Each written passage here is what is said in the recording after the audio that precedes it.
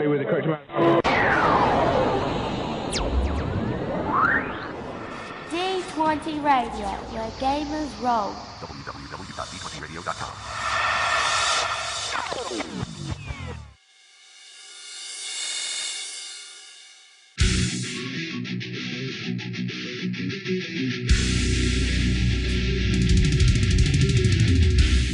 Welcome to Me and Steve Talk RPG, the podcast where me and my friend Steve try and help you get the most out of your role-playing game experience.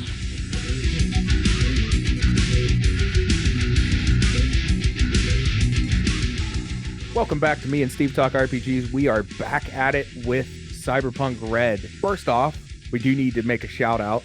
And who are we shouting out this week, Steve?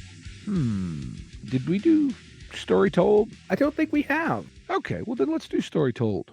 So the Story Told it's kind of a multi-RPG podcast, kind of like what we are, but they do some actual play as well. They do, I think most of their actual plays are Exalted, and they do tend to focus more on narrative games, which is cool. Logan, I believe, is the main host, along with Griffin, and then Chaz is there sometimes. I think he primarily runs the actual plays. But they're a pretty cool little community. Yeah, I'm on their Discord because I'm a Discordaholic, but there's nice people.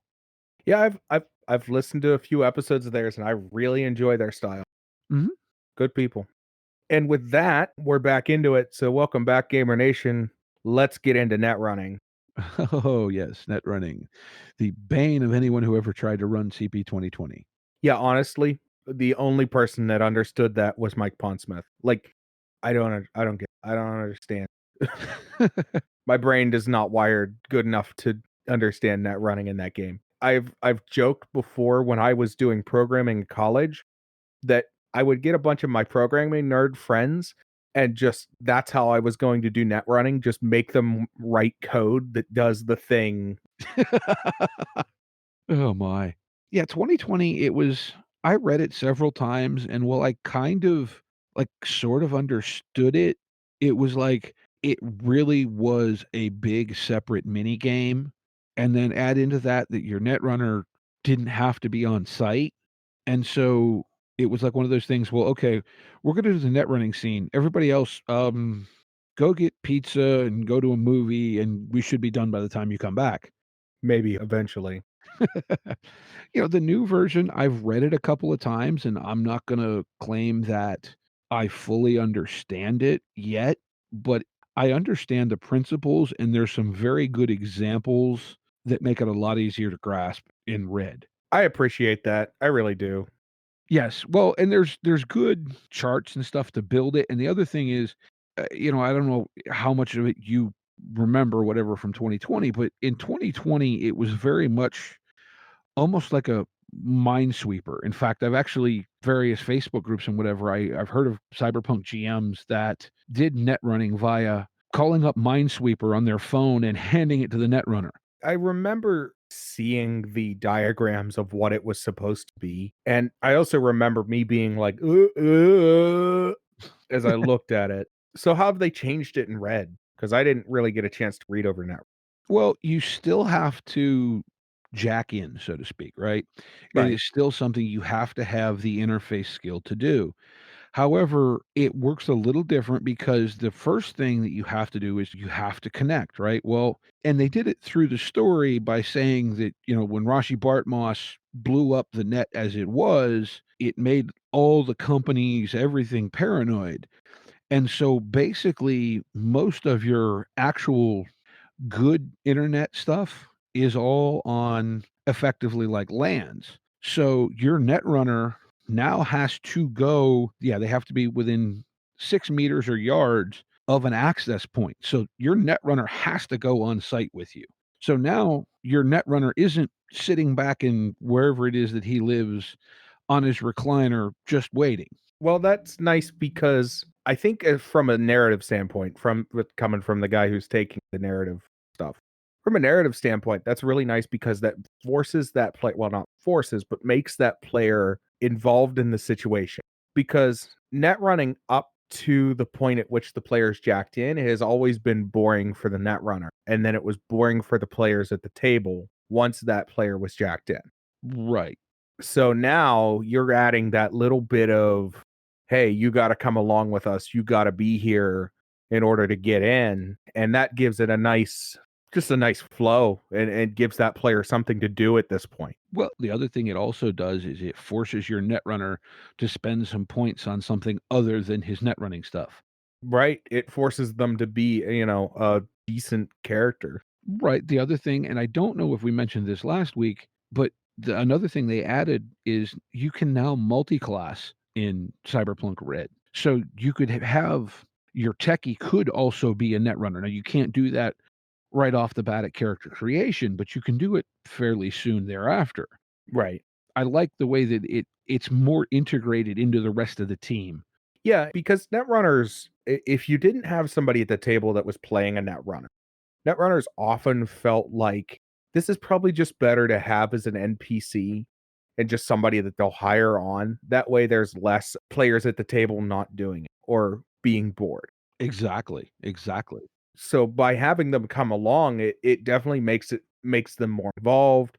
It makes it less likely to be an NPC because it forces your hand as the GM to actually you would actually have to role play the situation. Yeah, yeah, exactly. And so what they've kind of done now is the way that jacking in works, as opposed to in 2020 where you so to speak kind of went into the matrix, if you will. In Red, you put on your, we'll call them VR goggles, but they aren't like full VR. They allow you to see like a net overlay. Now you still can go in the old way, but if you do, you're completely unaware of the meat world while you're doing this. Whereas if you have the goggles, the way I've read it and what I understand it is it's kind of like a combination cross between an elevator shaft and you know how they had did the one that I remember it in is the Agents of Shield TV series where they had the holographic computer things where, the thing pops up and they're clicking and swiping and stuff. You know what I'm talking about? Yeah. Cross that with like an elevator shaft to get deeper into the network. So it almost sounds like, and I'm just going to say this, it almost sounds like they took the visuals or the idea for net running in the visual representation from the movie Hackers. In the movie Hackers, the data was essentially like these large towers where you would go in and access things. It's a really, if you look up hacking in Hackers, when they're hacking the Gibson, if you look that up, you'll see sort of a visual representation of what that is. And it, as you were describing that, I'm like, okay, so yeah, that sort of seems like an inverse of what they did in Hackers, because in Hackers it was like these large column towers rather than it being an elevator shaft. Okay, well, think of it, I believe I've seen Hackers, but it's been years. But think of it as you jack in on the ground level and then you go, they talk about going down, but yeah, I mean, if you wanted to flip it, you could either, go up or down. But yeah, the way it works now, like, okay, you have to get to within 6 yards or meters, whichever you want to use, of the access point, and then you have to go in. Well, once you go in, then you get to use your interface abilities, and, those use your net actions. Now, let's say you're in, but someone comes around the corner on your net runner. He can, instead of taking a net action, can elect to take a meat action and just shoot at the guy, Nice. depending on what's going on in the net. Like that doesn't pause the net, depending on the black ice or the hostile programs or another net runner that's messing with them. Right. Which, and it goes through, there's a lot of different abilities in the net. There's scanning, there's backdoor, there's cloaking. You can attempt to control things, you can identify things, you can try and reveal somewhat of like a data map to the thing. And it goes through and it tells you what roles to make appropriately. And then once you have gotten to, now this again, this is calling it the lowest level of the net architecture or the elevator shaft, and they do actually give it the example as an elevator shaft in the book. Once you get all the way to the bottom, then you can implant a virus to do various things. But until you get to the bottom, you can't. And it does say that like the shaft you're in could branch.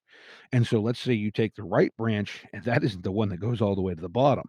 So then you'd have to come back up, go back down. Yeah. So I mean it goes through, and then You have to be at the bottom to zap as well. Mm, no, zapping is Zapping is fighting an enemy network. a netrunner or a program, right? Right. But you don't have to get to the bottom for that, I don't believe. Okay. The only reason I assumed that was because it's literally, well, I guess maybe it's alphabetical. Okay, I'm just goofy. No, no problem. It was the last thing listed on the list of things you can do as a netrunner. Then I was like, "Oh, do you have to do this?" No? Okay. But yeah, like it's lined out in a much more logical, and I think part of what they've done is because they made it into, so to speak, an elevator shaft, it's now more of a two-dimensional thing as opposed to three-dimensional, which is where, like, to a certain point, it's a path now where it was this big open thing where you could go over here or over there and you could go around something, where now the path goes this way and whatever's in the way is in the way. Which Right. also, to me at least, makes sense if you're designing the net architecture from a defensive perspective, why the hell would you want to design something where someone could just walk around your nasty little trap? That does make sense. I do like the practical change of them again, I know we talked about this already, but them making it to where you have to be on site to get in at it. That makes sense because that is a lot of networking's changed a lot, and it makes sense in world why they would do that, especially as you talked about, Bart Mosh had blown up the net. Not just that, there's been a lot of changes as far as after coming out of the fourth corporate war, there's been a lot of security and how things are done. Okay, yeah, it's still a mini game. There's no way around that. It is, and it kinda has to be if you want it at the kind of technical level that Cyberpunk has always operated at. Right. But I think this version of it is easier to understand, and it is much more defined. And there's nothing wrong with a mini game sometimes. Yeah. And I think that's it's not a bad thing. It was just such a daunting task in 2020 that the ability to do it in red and it actually making sense and being fairly clear at what you're doing, that's pretty nice. Yeah. Well, but, like, when you get to, like, page 209, a step-by-step creation process for building a net architecture for your players to go through. Right. And I did see that that was specifically written for the GM. Yeah, where, like, I know there was a bit in 2020 for that, but it was more like, "Yeah, take a piece of grid paper and just put some stuff on it." Pretty much. Where this is much more.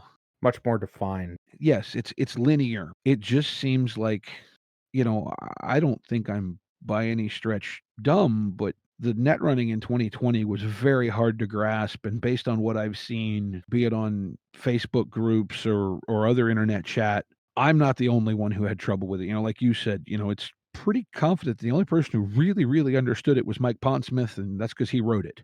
Yeah, and honestly, I mean, I'm sure there's people out there that get the net running. I'm sure that it made sense to you, but I know that the general consensus with 2020 was the net running. Just throw it away. I will say, though, what I did grasp reading through this is that net running is dangerous. Oh, it should be. Very dangerous. I appreciate that. That's nice. It's not easy. It's gonna be hard, and it's real easy to get foobarred in the net. Good. And black ice has become way more prevalent, and that kind of thing in 2020 was sort of having to be house rule. And now it's just sort of like, yeah, this exists. Deal with it. Yeah, and I think, again, the one thing I will say, if you will, to defend the net running in 2020 was that that was written in the late '80s. The internet Yeah. as we kn okay, in 1989, I would have been 13. We were still using oh, what the heck was the Texas Instrument computer that had the, like, Atari cartridge and hooked up to a regular TV. That was the computers we had at my school. I think we had an Apple II GS at home, which at the time was pretty darn high end. And the internet as we know it now just wasn't. So, he was, so to speak, he had to not only make up what to do, but he had to make up the how as well. Right. And I understand completely. I rag on the net running for 2020 because it was confusing, but I'm not by any stretch just upset or angry about how the network running was. It's just sort of a general statement of nobody gets the net running in 2020. Yeah. And like I said, I think it's still gonna be a mini game. It's still complicated. I don't think that you can come to Cyberpunk as the R.Talsorian franchise and expect something that isn't somewhat complicated. The skill system, the combat system has been streamlined a bit, and the net running has been streamlined a lot, but it is still a very crunchy element. Right. It's gonna take some time as a GM and as a player too to understand this and be able to play it smoothly. But I like what they've done to it. They've made it a lot more accessible. Well, that's good. I think that satisfies a lot of what I was really concerned about with running because it was inaccessible. It was daunting to say the least. Yeah. Now that you're saying that it's accessible and seems like it could be figured out, that's pretty awesome. Well, I think the biggest thing with it is they've included a lot more understandable instructions to build a net architecture. And they've also actually there's a neat little section about, like, let's say at your crew's hideout that your netrunner wants to build like a little private network for you to hide all your goodies and maybe run some security stuff or whatever. Well, there's a whole thing about how to do that. It's called Home Security 2045. And it goes through buying a net architecture and building it.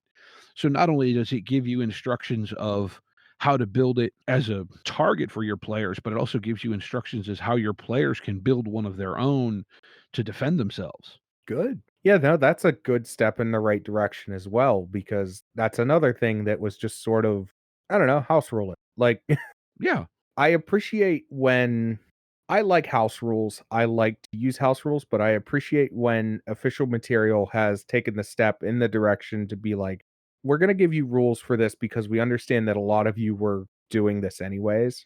So that's a really good. It seems like Cyberpunk Red has really done that a lot. There's been some stuff, at least story-wise as well, that it feels like, oh, well, this was assumed and it's been added to the story, or this was how we did it anyways, and it's been added to the gameplay. We were house ruling it this way, and they have added official rules, so now this is how they want it done. Right. That's at least a good step because it's tough when you're playing a game that's supposed to be this all-encompassing game, and then you have to make up the rules yourself on how to do most. Yeah. Well, it is, not to steal your thunder with the lore, but it's a very, very rich world. And the richer you make the world, the crazier stuff that's going to come up unexpectedly, I guess is the better way to say it. Oh, yeah. I'll say this. As a defined world, Cyberpunk Red has a better setting than Dungeons and Dragons. Whether you like cyberpunk, whether you like future stuff, if you don't like that, that's fine. But acknowledge at the same time, I'm not a big high fantasy person, but the lore and the storytelling and the world setting and actually setting up the world in Cyberpunk Red is better in just its core book than what a lot of books do. And so I really appreciate that. Like, it's sort of like Call of Cthulhu. How Call of Cthulhu has a lot of lore and a lot of history behind it. Cyberpunk Red has sort of taken that in the right direction. Okay. So I know I didn't get as nuts and bolts on the net running as we did on a lot of the other stuff, but I how do I want to say this? Like I said, it's a complex subsystem. It is. It's not as obtuse as it used to be, but it's still not one read through. I've read it 2 or 3 times and I kind of like I get it, but I don't have it at all committed to memory. And I guess, that's about the best evaluation I can give you on it. That's fair. I mean, like I said, everything you've said about net running so far has been here's the truth, folks. If you have more interest in net running, go read the book. Go get it. It's $30. It's on drive through. It's a good book. Yeah. Now, and I was just looking today, the hardcover appears to be sold out unless you can find it somewhere at a local game store. As of it's currently January 2nd, I'm sure R.Talsorian has more ordered. But like I said, as of the time of recording, if you see a copy at your local game store and you want this hardcover, buy it because I was looking today. I can't even find listing on Amazon for the hardcover. So with that, we move on down the page. Yes. The next section is Trauma Team. Yeah, which is kind of a nice addition because I remember there being a little bit of trauma team stuff, but not a whole chapter.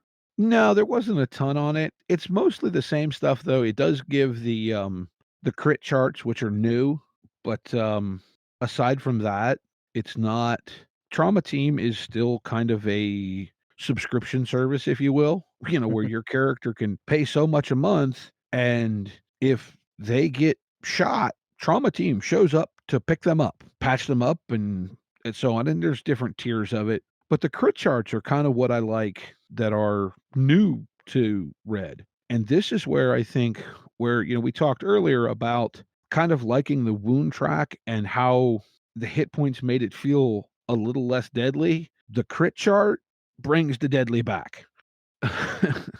Yeah, And I did find I know I mentioned it last week. The added difficulty if you want a cold shot to the head is a +8. I found it in my notes, but don't ask me what page it was on. dang, +8. That's a lot. Let me double check that. I mean, if that's the case, that's fine. I mean, I wouldn't be shocked by that, but a +8 is really high. Anything that is not an aim shot is at the torso. An aim shot is a -8 or a +8 to your difficulty, however you wanna think of it. But on headshots, any damage that gets through is still doubled. Fair. But the way they do crits now, and the one thing that I think you have some of your at least your light melee weapons are 1 die damage, so they aren't ever going to crit. But the way it works now, you get a crit anytime you roll 2 dice that come up a 6 when you're rolling damage. So you're gonna crit, I would say reasonably often. Not a ton, but like looking at the crit chart, let's see. You got really only about 4 out of 12, and this is a 2d6 roll that aren't effectively losing a limb or something equally nasty. Nice. So I mean, the deadly is still very much there. It's just not quite as apparent, I guess is the best way to put it. Yeah, that's a trend in more modern games though too, is that it's just as deadly, it's just not as blatant. Yeah. The other thing though I do like, and I don't know if you have this page up, but on the right side of this crit chart, it gives you the difficulty values for quick fix and cure treatment for all these critical injuries right there. So like that page, I would probably just print off or photocopy and put on my GM screen stuff. Just to know what the official GM screen looks. Yeah, I don't know that that's out yet, actually. Yeah, I'm wondering if that's coming with what's it gonna be called? Black Chrome, the splat book that's supposed to be very shortly in the works? possibly. Like I said, I'm curious to know what the GM screen looks like because there's a lot of information that is tables, and it would be really easy to just throw that onto a GM. Yeah, and I know the original 2020 GM screen had, like, a page and a half that was nothing but the net running programs, Right. and then it goes into your death saves, which work more or less like they did the old one. You try to roll under your body stat, and there are penalties based on this, that, the other thing. And, once you're dead, you're dead. There is no pass go, there is no collect $200. Which is identical to what it was the last time. Yes. Now your buddies can pick your body up and collect all sorts of money from the parts, but, Yeah. That sounds um like a Dubs thing to do. Oh, you died. Oh, but that's wunderbar. I mean, terrible. I mean, wunderbar. But, like the trauma team, like we said, it's a subscription thing. There's 2 levels. There's silver and executive.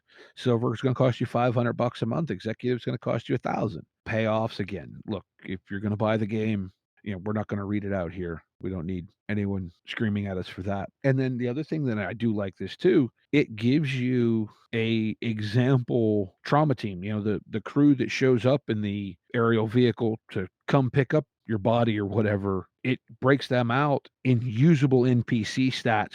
Again, just small chart, half page chart in the book. So you don't have to, as a GM, you don't have to have that made up and then spend 5 minutes figuring out where the page that you wrote that all on is in your notes.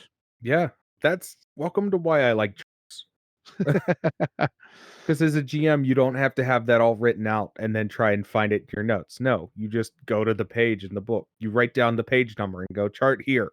Yep. So, coming out of Trauma Team, unless you have more to talk about. Not really. I mean, there's some stuff about the different, drugs that are on the street, but again, that stuff, it was in the original, it's still here. Has some stuff about the therapy and humanity loss, but that's detail stuff that I don't think we need to cover.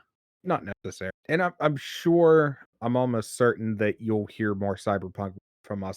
In one form or another. Right. So coming out of Trauma Team, that is the last of the character stuff. Yeah, that's the last of the real mechanical bits, other than I think there's some economic stuff later in the book. So we're coming into Welcome to the Dark Future, which is probably one of the best chapters in a role-playing game book I think I've ever seen. It is a lot like the 2020 version, where it talks about how did it get so bad, the rise of the free states, the new Rust Bowl, the plagues, war, technoshock. Then it gets into the timeline, and up to 2020, the timeline has not changed. After 2020, so they describe a few things. So the 2020, you have the carbon plague incident. You also have the Chicago rebuilding project beginning. 2021, they start talking about the Euro Aqua Corp, and then you're into 2022 talking about Arasaka and Militech start to spar and get into a little bit of fun stuff. Talk about Raish Bartmoss. Then the fourth corporate war breaks out in 2022 because basically there was a little bit of Cold War happening between Arasaka and Militech, and there was a little bit of corporate espionage, but it couldn't hold any longer. Mm-hmm. And all of the fun things. The data crash virus, it infests 78.2% of the net, and it's basically set to destroy the net. The 7-hour war, which is the High Riders declaring independence. That's some cool stuff there. 2023, Total International Trade breaks down. The Night City Holocaust on August 20th of 2023. And then 2023 is the beginning of the time of Red. This is after the nuclear blast happens in Night City.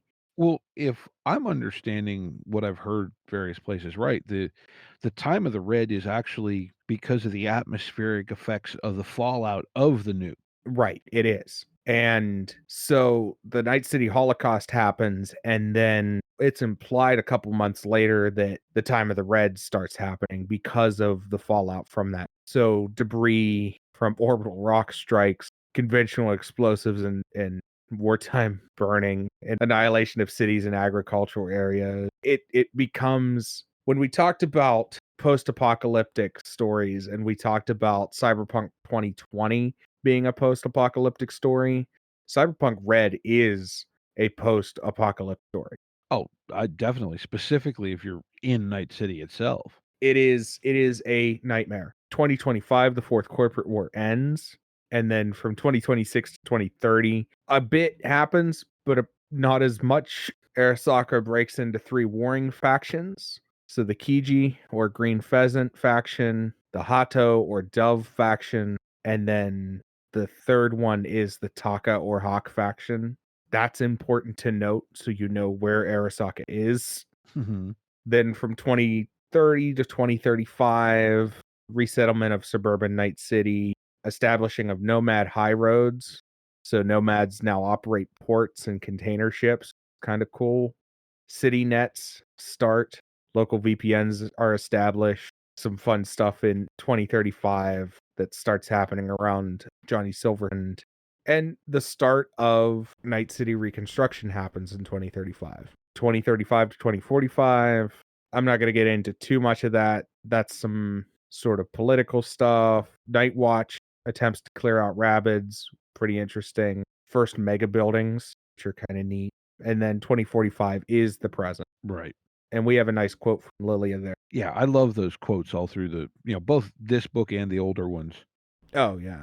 And then from there, I was gonna say, and that what we just kinda went through, that's about 5, 6 pages that is really just kinda like the Cliff Notes version. yeah, and that's what I really appreciate about that is, so I appreciated it in 2022. I appreciate it in this. It is so nice to just have a timeline of events that breaks down either year by year or in groups of years what happened and how we got here. Mhm. Like from a player standpoint, if a game's setting catches my eye and I just want to get it on the table and I don't want to have to read a bunch of lore. That's why I really like tables and such. Mhm. Having the ability to read a timeline that lays it all out, that is just basically this is the gist of the story. That's super nice. Get a little bit of before the red. So talking about unified Europa, Russian revanchement, just talking about what the rest of the world looks like, which Mhm. is something that we got in Splat books, but we never got in the main book. Yeah, that's true. So it talks about America and how much of a nightmare America is. Well, Yeah, is and was and is. so yeah, I mean, that takes it what? All the way up to the time of the red, that's broken out to what, another 15 or 20 pages, which is mostly just two-column text? Yeah, and then full breakdowns. Like there's full breakdowns of the corporate wars. Mhm. First corporate war, second corporate war, third corporate war, fourth corporate war, which is its own set of chapters. Fascinating because you and me are both like, well, we're both sort of Tom Clancy nuts. Mhm. And man, that fourth corporate war is so cool. It's such a good read. You need to read that. I Yeah, well, highly recommend it. it's on my list. I do wanna read all this stuff. I mean, this book is 450 pages, and there's probably, what, a good 200 of that is pretty much just lore. Yeah, and it's a lot. The aftermath and getting in. So now after that, now I'm down into the time of the Red. The aftermath of the fourth corporate war, talking about the fragmented America, President Press, what Night City looks like at the moment, the Pacific Confederation, which is Washington, Oregon, Idaho, Northern California, and British Columbia, unified into their own into their own nation. Mhm. Then you talk about the players in the game, which is the big picture in 45. The World Beyond talks about, again, United Europe, Neo Soviet Russia, the Middle East, futurist Africa, Central and South America, Asia, and the Far East, which is, I think, some of the most interesting stuff in the storytelling. Is not necessarily what's going on in Night City or in America at the time. It is unified Europe, Neo Soviet Russia, the Middle East, futurist Africa, Central and South America, Asia, and the Far East. That is some of the most interesting stuff that is just so cool.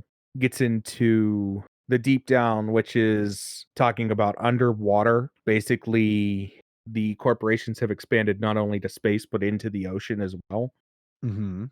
The High Rider Confederation, High Riders have become their own thing, which is kind of cool. If you don't know about High Riders, they're colonies in Earth orbit, and that's really neat. Mhm. High Riders have essentially gone, nah, we're not dealing with any of this Earth stuff. Gets into the AIs.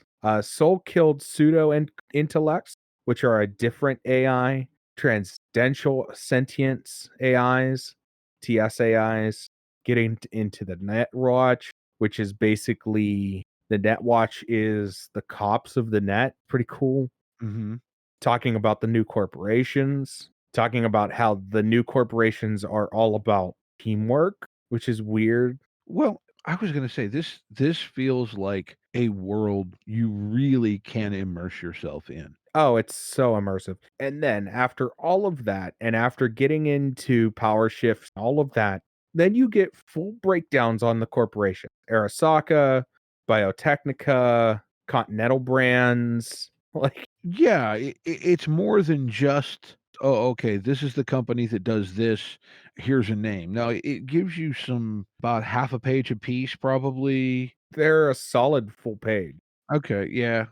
Because stuff like Militech has half a page of information on background and then gets into more background and then the face of Militech. Yeah. So it's a solid page. Like it's not just half a page, it's a solid page of information background. So like Petrochem has background and then the face and it gets into the faces of these companies, Rockland Augments, Savoil, which is just it's just so there's so much here.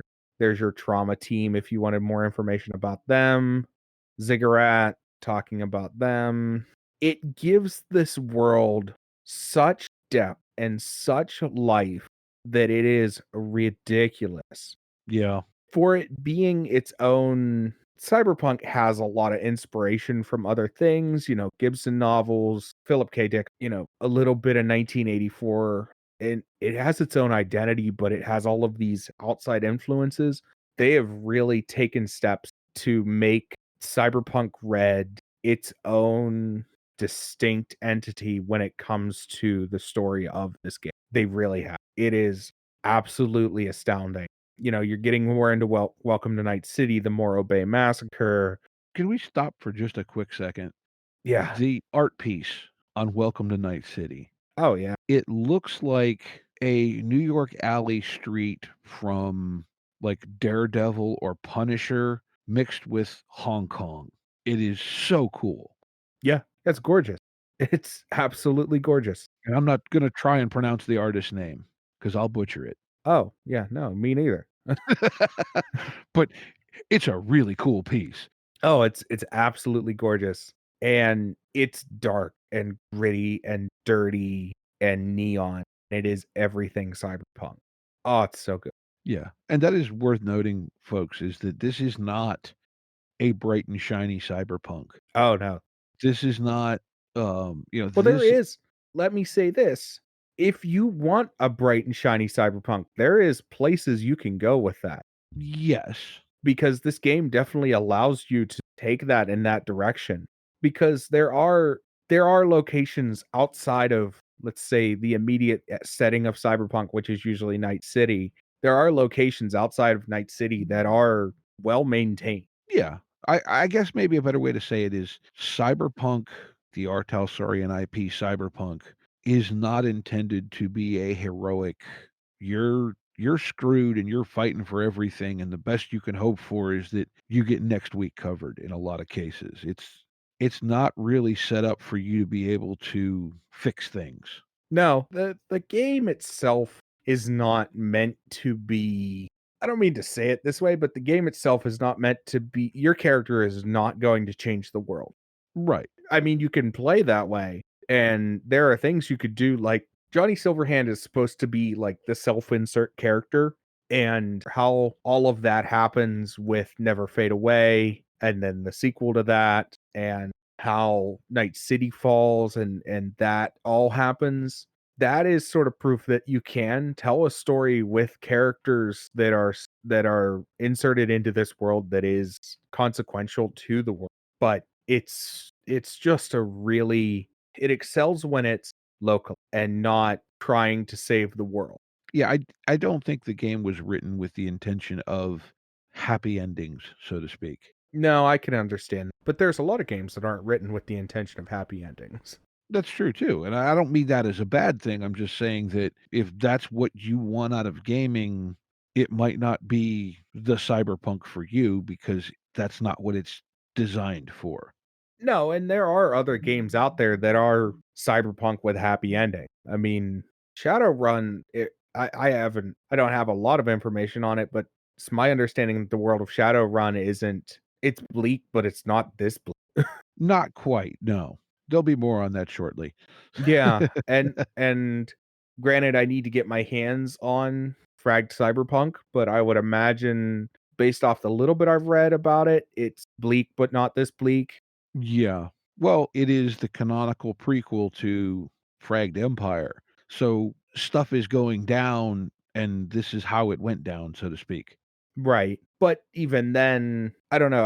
I from what I'm reading of it, I get the feeling that it's not, stuff is going down and this is how it's going down, but it's not going down like Cyberpunk, Mhm. because Cyberpunk is the worst possible future. Yeah, and look, Mike has said that in numerous interviews that look, this isn't what he thinks the world should become. It's a path that he didn't see. What's the right word? That far fetched. Right. And it's not, coming off the year we just had, and it's going to say a little bit to it. The story of 2020, man, that some things were different, but there's not a lot that was different. Like, But there's what, 30 pages or so of Night City information. yeah, there's 30-ish plus pages of Night City information. And there's maps and few charts, but there's just a lot of really solid info. It's a well created world, a well created playground to play in. I just want to say, talking about art, I'm on page 294, and there are some construction robots, and every time I see the construction robots, I love it. Yeah, those are kinda neat. They're so cool. Yeah, they've shown up on other pages, but I love the construction robots.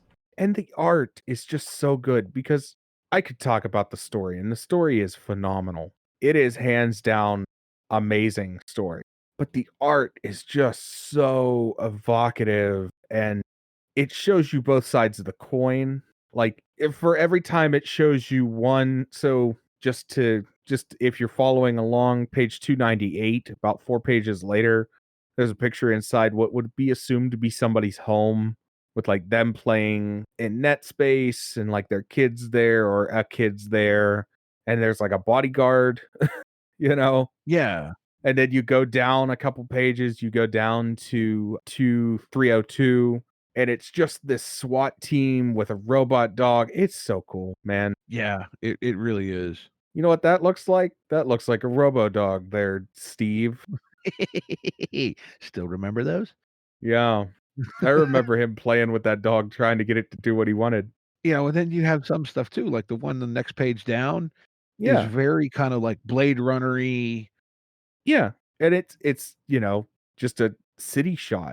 Yeah, they aren't all big art pieces, but No, not all of them are huge, but they're all very tone setting. yeah. And then we get into some really cool stuff, just to skip ahead of a few things. Get into some named characters. So it's listed as people of Night City, Mhm. players in Night City, some medias, some execs, some fixers, techs, and the like. Basically, as a GM, these are characters that have full-fledged backstories that you can steal and use as NPCs, Mhm. which is super useful. Sometimes that can be a pain.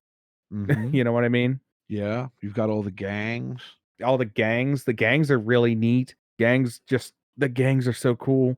And then you have the breakdown of like combat zones and the map of Night City.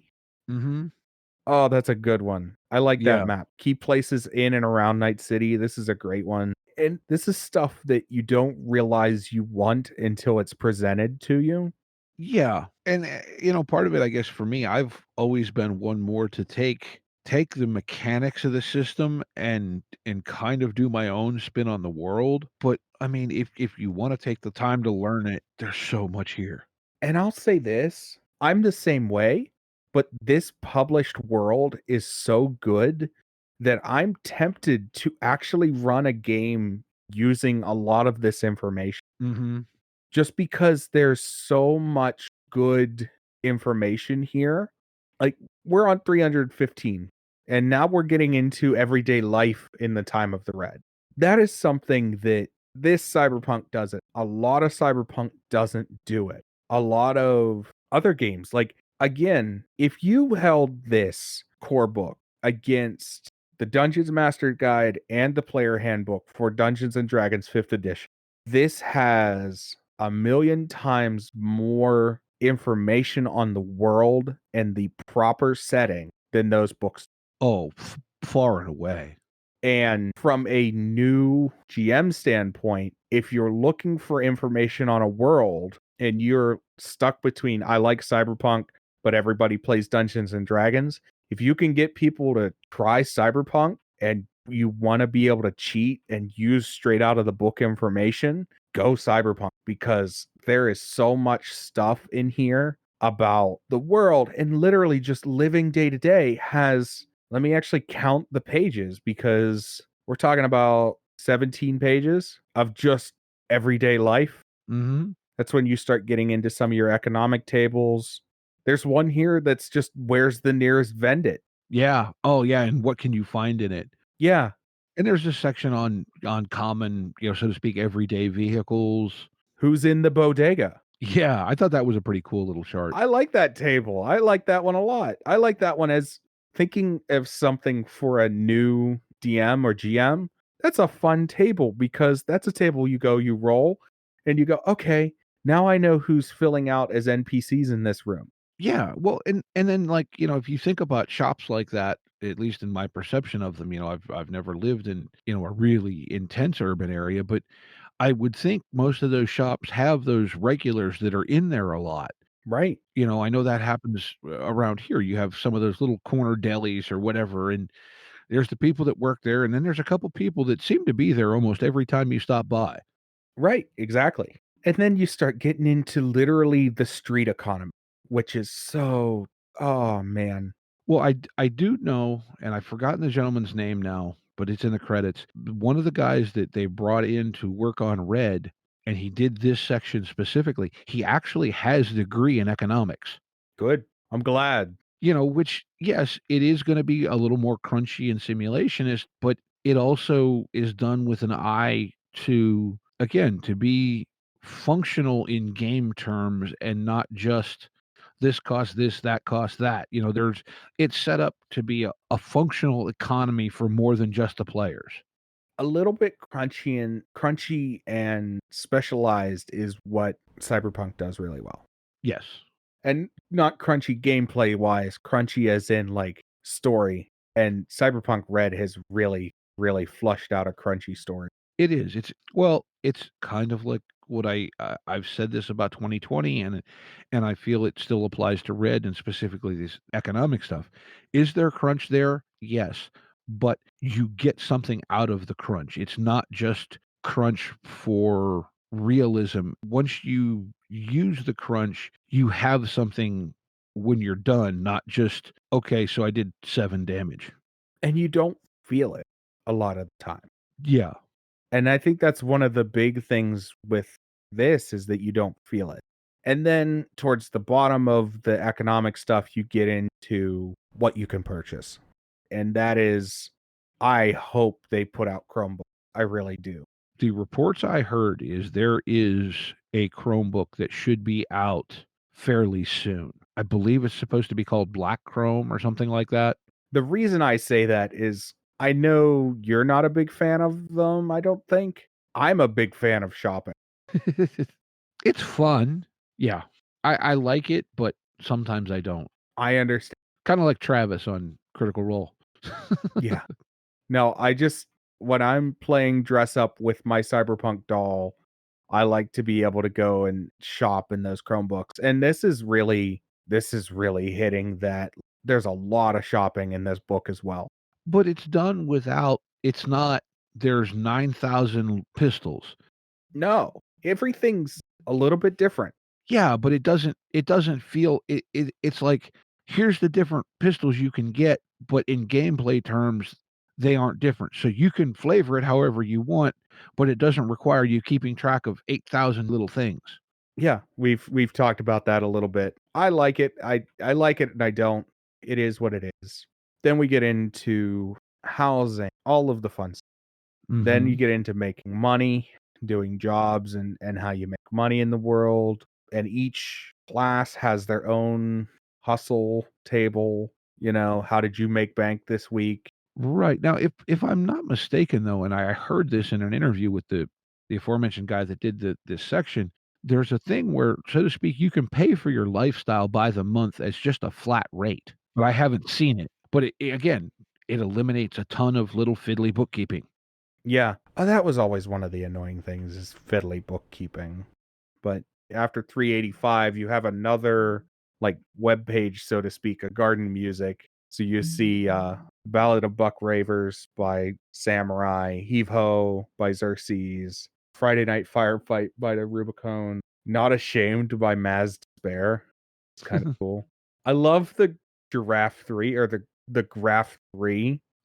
It's so freaking doofy. I There's a love it. picture of that somewhere else in the book, a bigger Yeah, there picture. is. There's a half a picture of it. It's just the neck, but the full image is so doofy. Danger Girl, which is I think that's a good addition because that's something. That's a company mentioned in the corporate thing. I remember seeing that when we were scrolling through there. Yeah, they are. And the aesthetic is very, very modern, very like early 2000s, like Catgirl, like that type of aesthetic. It's cool. It's a good addition. I like it. And then running Cyberpunk, which is probably the last that's gonna be the last of the actual, like, mechanic stuff, and it's literally what it says it is. How do you run the game? Yeah, and it goes into and I've seen it, it's a download on the R.Talsorian site somewhere, and I'll try to find it and link it in the show notes, but Mike did a thing before Red even came out that they called a beat sheet, which was kind of a structured way to kind of bullet point out your adventures, and it goes into it in more detail here, I noticed. I didn't read all the way through it, but it's a very useful tool for running this game, but you could obviously quite easily adapt it to running any other game. Yeah, and once you get through that and running Cyberpunk, once you get through that, then it gets into playstyle based improvement. Mhm. How you can run with players improving and what you can do and IP and Feels a lot more defined than the charts from 2020 because those were awkward. then page 412, bodyguard, pre-statted dude, grab him and go. Yep. Booster ganger, pre-statted, grab him and go. Road ganger, ready to go. Security operate, ready to go. Like just There's about a dozen of them, I think. yeah, something that we could have really used for Cyberpunk 2020, which was pre-statted bad guys, Yeah, you and I know? mean, Cyberpunk 2020 had the thing for making them up quick, but that didn't help you if you didn't think ahead to make them up quick. No. And the ability to just, "Oh, I need a cyber psycho here." Boom. There's your stats. Yep. Like, and then you get into encounters and talking about encounters, that stuff. Page 418. Man, I love that art. I Yeah, I was just looking at that one. it's just this cool, like, military vehicles driving through mud and Yeah. moron running cyberpunk. Well, that looks like there's what, about 70 pages of that? Yeah. There's my Graphy. Yep. He's so doofy. They're massive. They're just these big dumb goofs. I love them. And then on page 426, you have your Night City Today news.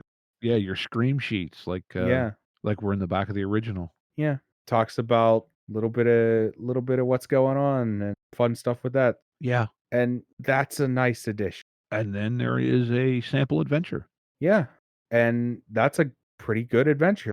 Yeah, see, it's got a net architecture already built, a couple of them actually. That looks like a fairly short adventure, but then there's looks like another fiction piece basically. Yeah, it is. It's another fiction piece. We'll say it's on par with Never Fade Away.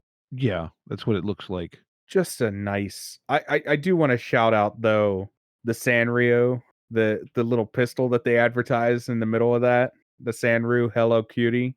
Oh yeah, that is pretty It's good.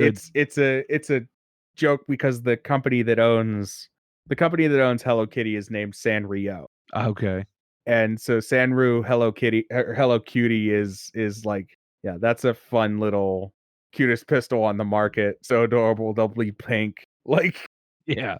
that's great. That's just a good one. Yeah, Black Dog, which is the story at the end here, and it's like I said, it's on par with Never Fade Away.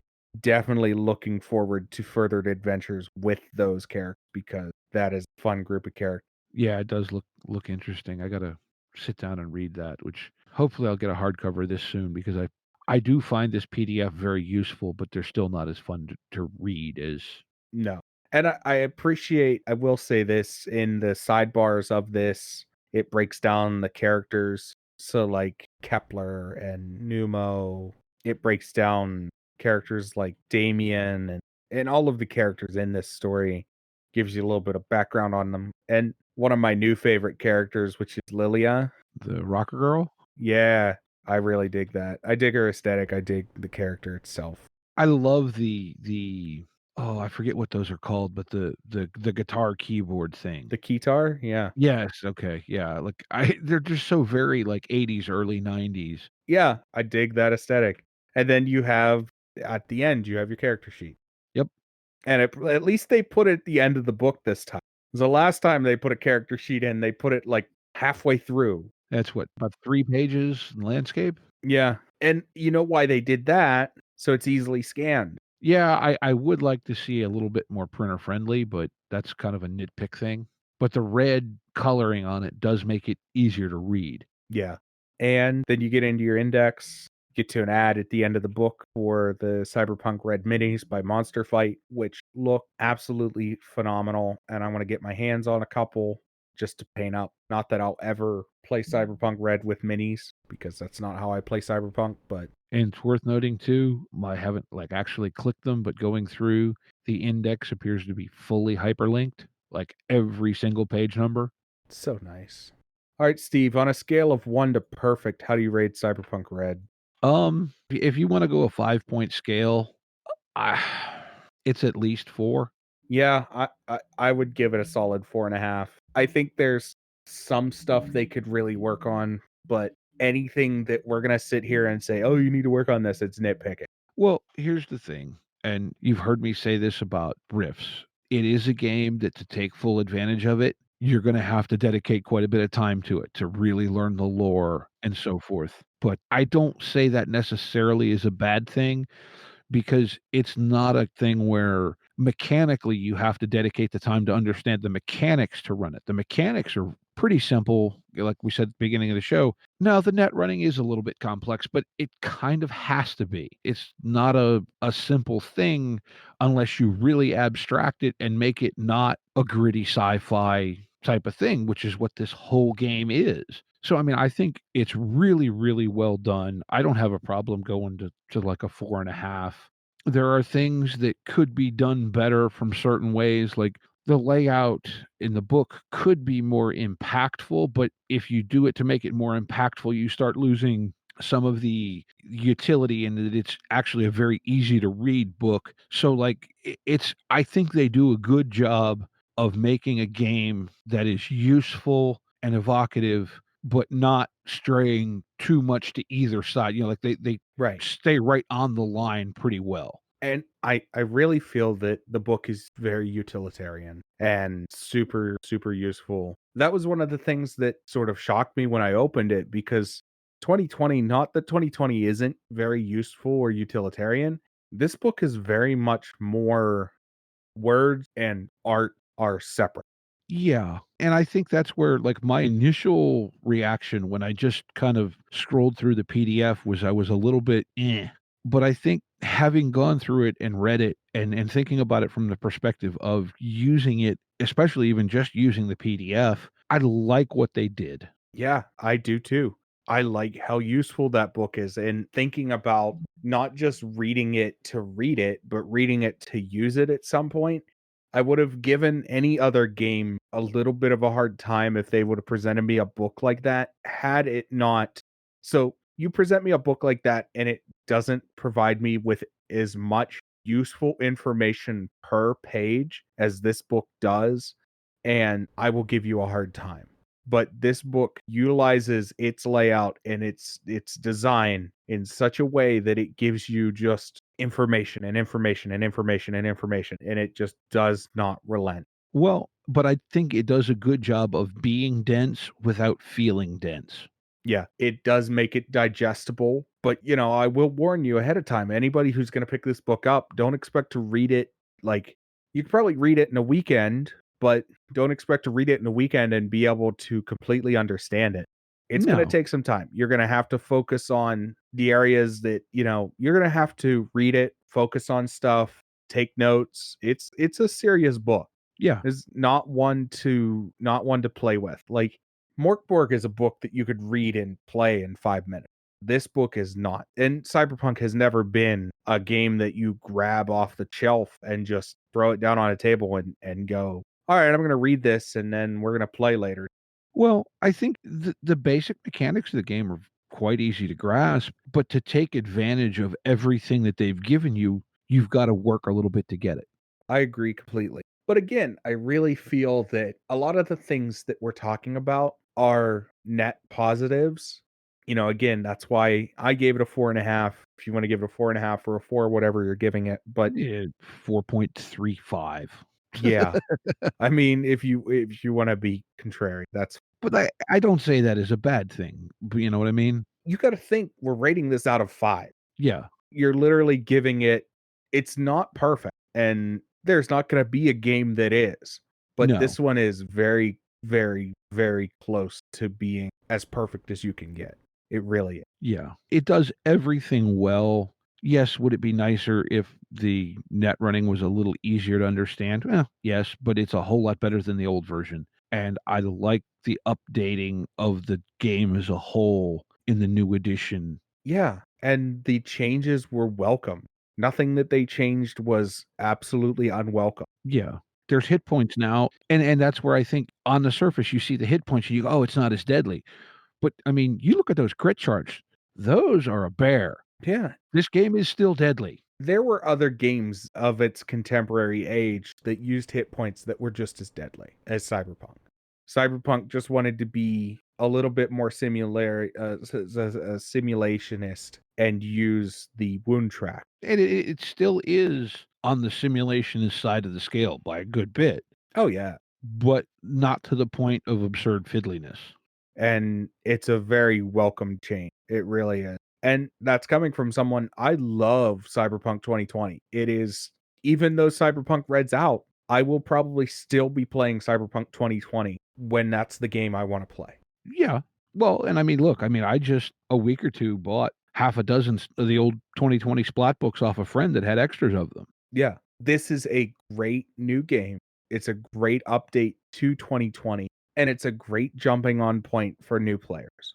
You know, one thing that I like, and I don't think we mentioned this, you don't have to read 2020 Not to at all. understand where this game is from. All the core lore from 2020 is in this book. We didn't explicitly mention that, but we have talked about where, like, when I was going through the timeline, I was like, okay, everything up to 2020 is the same.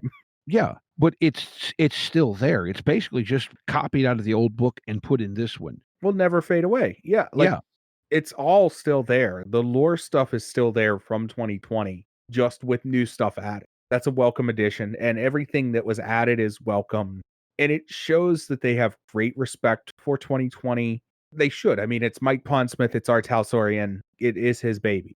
Mhm. But the fact of the matter is that they do have a lot of respect for 2020, and that was one of the things that I'll be honest, reading that Jumpstart kit, I was worried. I was like, I think they missed the forest through the trees. And now reading the actual book and going through this book with you sort of page by page and going over it, it is a great version of that game and will get table play for me. Oh, definitely. Just because I'm saying I'll still play 2020 does not mean that I'm saying Red is bad by any stretch. I'll still play 2020 because 2020 has its own flavor and its own feel that's different from Red. Yeah, it's a little more 80s. Yeah, that's it exactly. This is very much a worthy and spiritual successor to 2020. Yeah, this is more of a modern book. And 2020 is very 80s. And we've talked about it before, but I'm a big fan of that neo futuristic. Like, what does the future look like from the viewpoint of 1950? Yeah, retro futuristic. Right, retro futuristic is an aesthetic that I absolutely adore no matter what era you're looking at the future from. And that's where I love Cyberpunk 2020 because it's a look at this past year through the lens of 1989.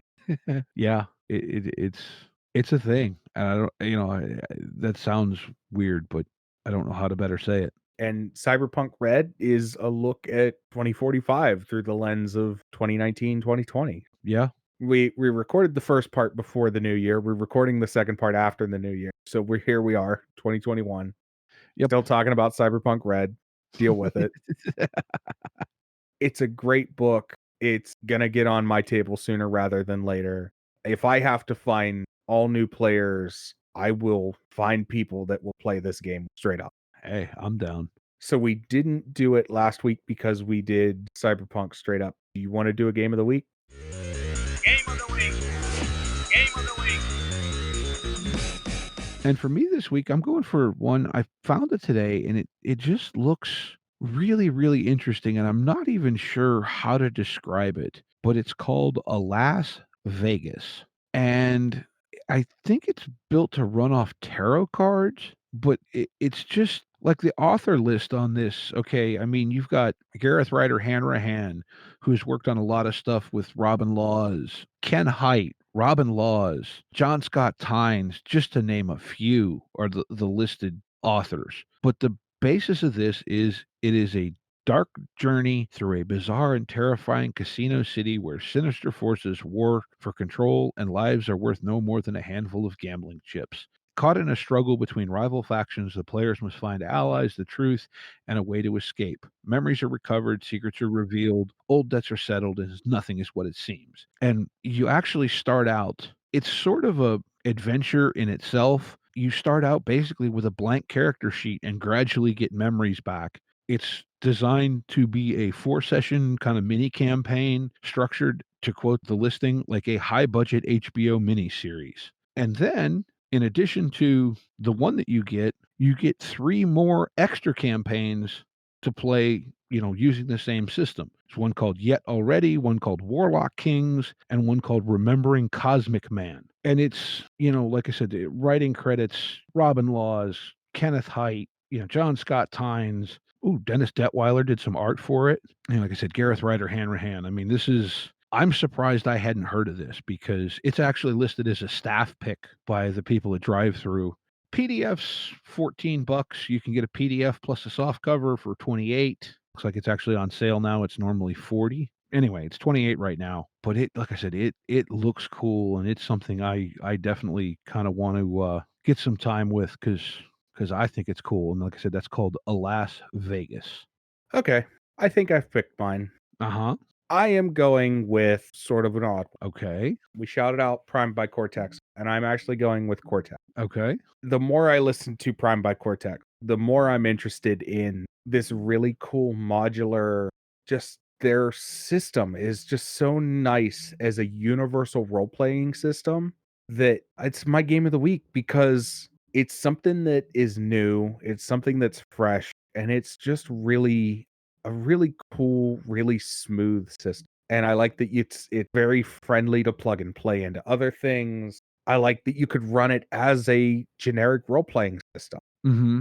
And, we try to stay away from we usually talk about games that have distinct stories in game of the week, but the fact of the matter is that Cortex is definitely something if you're an advanced game master and you're looking for something that you can grab, use to just do anything. Cortex. It's a really great system.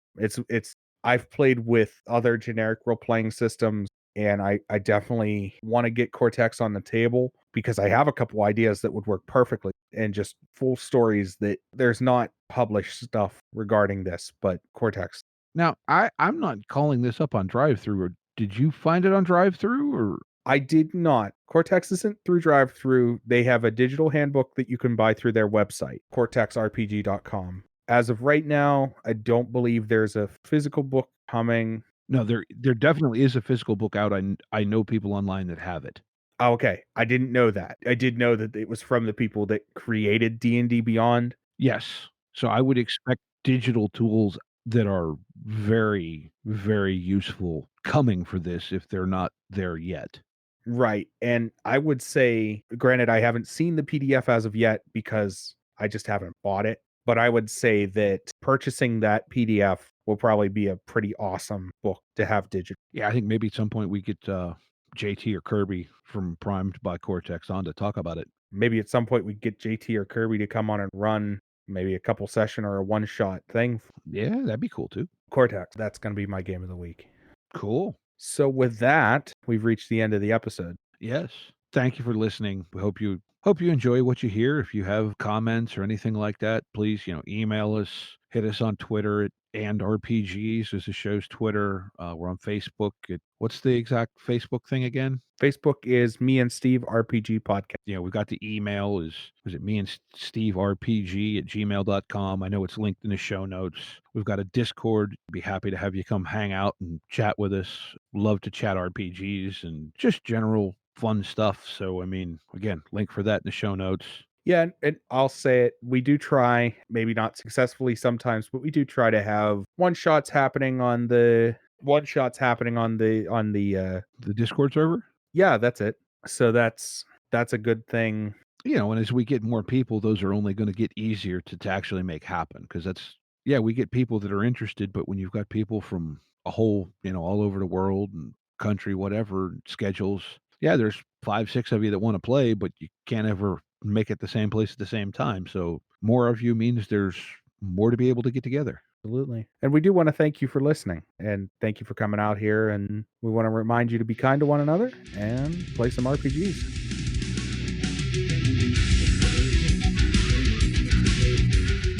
Intro and outro music by the band 12 Noon. You can email us at meandsteverpg@gmail.com. You can also find us at facebook.com/meandsteverpg. Thank you and be kind to each other.